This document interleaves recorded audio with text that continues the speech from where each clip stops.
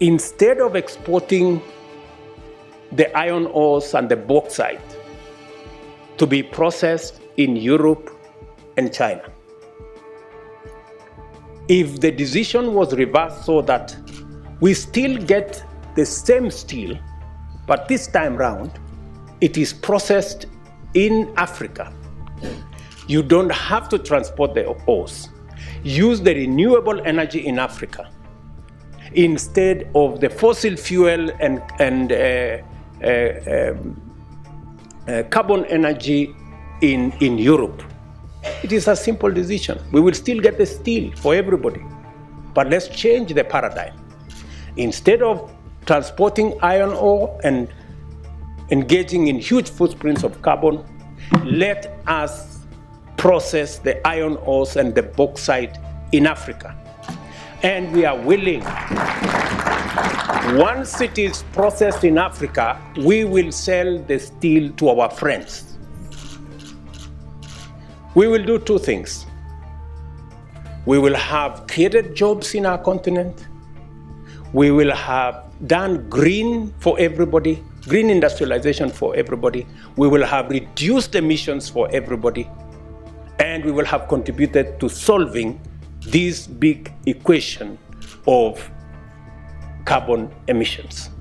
Ruto is hereby trying to fix the economic hurdle that has kept most of the Africans people struggle because of the IMF loans, because of the so-called charity that we receive from the European countries, which tends to give on some rules or to give on some conditions that we are giving you this because you should abide by this and this and this and this and that. Let's say the issue of LGBTQ and so on and so forth. Those are the kind of issues that these European people have always been bringing in Africa, and then tends to corrupt or even to exploit us in a way that it's hard for some of us to take it or to consume. But here we are now, boldly supporting the President William Ruto's manifestation of how Kenya is supposed to lead and African countries to follow suit. We are here trying to change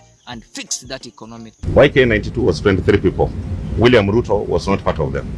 He wasn't. He wasn't a member of Youth for Kano 92. William Ruto worked with Dr. Julia Ojambo at KICC. He had just finished his university. And my interaction with William Ruto from 93 up to 97 was business, nothing more than that. We are going to occupy every space. And we have been gentlemen for far too long. We are now going to appropriate our place because we have a contribution to make. We want to be at the table because we are told the risk of not being at the table is that you could be in the menu.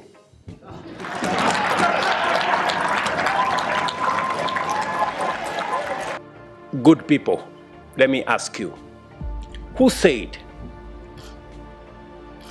that Africa cannot be part of the solution?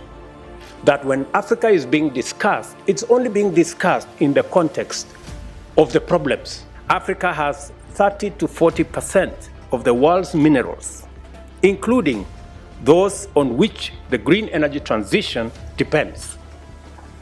The availability of these significant deposits makes a compelling case for Africa to be a global hub for manufacturing.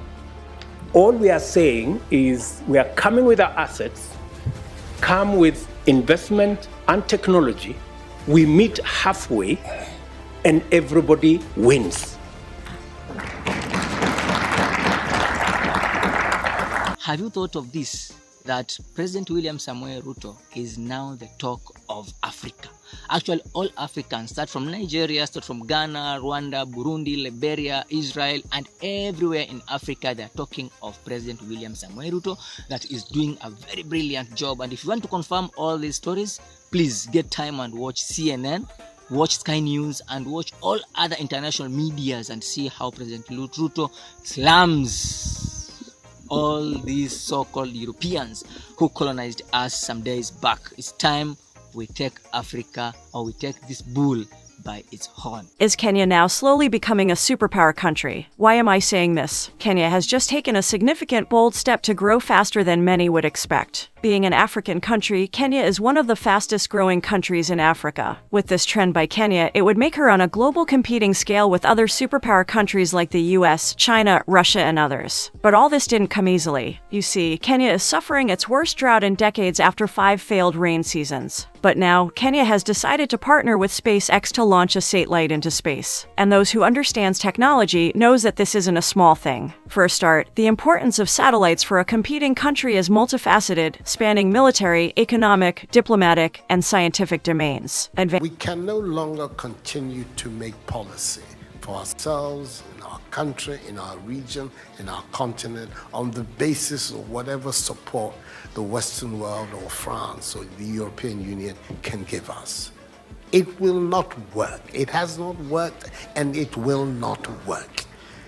Our responsibility is to charter a path which is about how we can develop our nations ourselves. It is not right for a country like Ghana, 60 years after independence, to still have its health and education budgets being financed on the basis of the generosity and charity of European taxpayers. By now, we should be able to finance our basic needs ourselves. And if we are going to look at the next 60 years as a period of transition, a period whereby we can stand on our own feet, our perspective has not to be what the French taxpayer decides to do with whatever surpluses that they have in France. Nations, the whole reform agenda around the AU is a necessary imperative. It is not possible for us as states, as governments, to hold all the power and expect the African Union to function. We must be courageous enough, we must be bold enough to delegate some of the powers of our nations to the collective body of the African Union. That is what other progressive unions have done. We have made a decision, very respectfully as heads of state in Africa, that any engagement with other partners must be an engagement of equals. And for it to be meaningful, if we are going to meet the president of a country, we have organized ourselves that the Troika is going to represent Africa. The chair, the current chair, the past chair, the chair that is coming, and the heads of our regional economic commissions, about 6-7 people. But what happens continuously? When others want to engage with us, they don't want to deal with the Troika. They want to invite 50 heads of state. So we go to a meeting, just explain to me what kind of outcome you expect where 50 heads of state are sitting. Everybody is asked to speak to 1.5 minutes. You speak to for 1.5 minutes. What kind of engagement are you going to get? You're going to get nothing, right? The best that you get is photographs.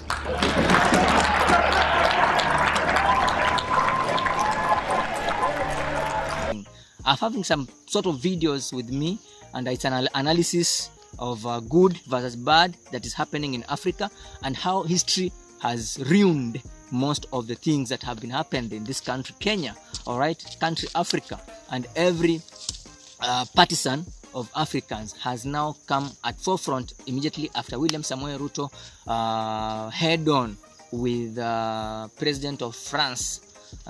And it has been a big conversation. I would like you to take a look of all these snapshots of videos that I've collected for you to see and view that these Gideri medias and these medias that you see in the African continent that perpetrate the bad things and bad leadership will not be able to see such. But I'm glad with Lavisha TV, you'll all be enlightened and learn so many things about the politics and even about the history of where Africanism lost its take and where are we headed to going forward. So remember to subscribe, to like and share. This is Lavisha TV. I'm your boy, Hamad Tenguri. I like to get your comments after all these videos that you've seen for yourself. You've now realized why Gaddafi was killed. You've now realized why even the so-called Baba and the Raila, Odinga and the opposition and the Azimio team, as much as they make a lot of noise, no African president or African leadership is giving them an upper hand like kuambia tunawapigia makofi, whatever you are doing, yes, Ruto is doing afanye nini, Ruto is doing. No, immediately all of the African presidents now run behind President William Samoei Ruto and African agenda. Of power, of dignity, of freedom for Africa. Africa for Africans. The land of Africa is for Africans. Everywhere, our land is our land. Everything is our land. My brothers, everywhere, you are the master of your continent. You are free in your continent. In this historical day, you are strong now. You are marching to the glory forward, to the progress. When the US killed over 1 million civilians in Iraq, was that terrorism? When Israel terrorizes the Palestinian people every day, is that terrorism? When France and the UK and others armed the Saudi UAE to commit genocide in Yemen, where the UN said that over 400,000 are dead and 16 million are starving because of a genocide being carried out with the support of the US, the UK, France and several European states, is that terrorism? When he's going to wake up and start living in the real world?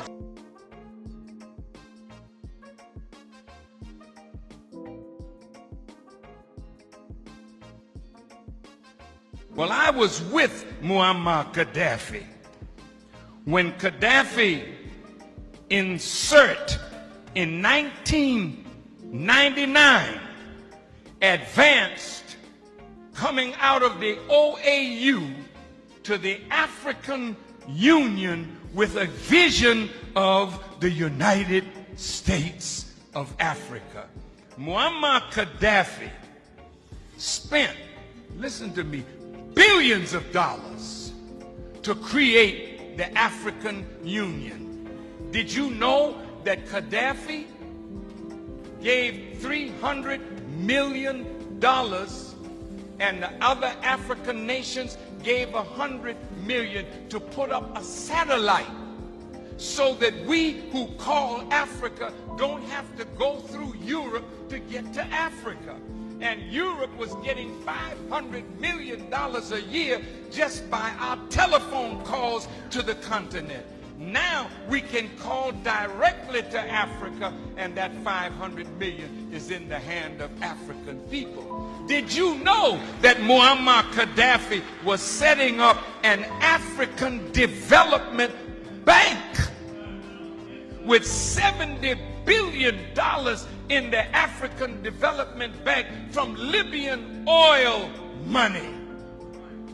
That we would not have to borrow money from the IMF and the World Bank at these exorbitant rates.